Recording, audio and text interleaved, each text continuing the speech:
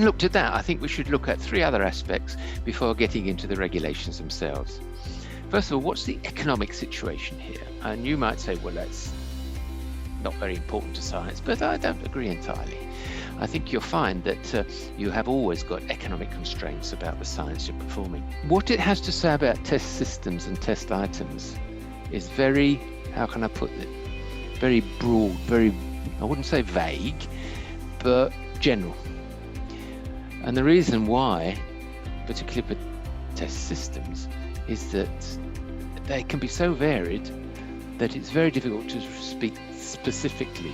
So let's start by asking ourselves the question, well, what is the use of a standard operating procedure?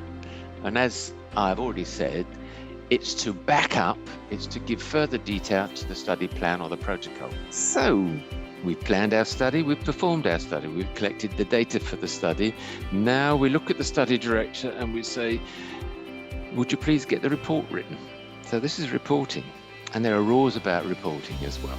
But when we talk about monitoring, we have several levels of monitoring to think about, because of course, everybody monitors their own work. So in a sense, when you're looking at, as we saw with raw data yesterday, when you're looking at a weight, a balance, basically it says that writing a study plan and then afterwards the final reports can be simplified.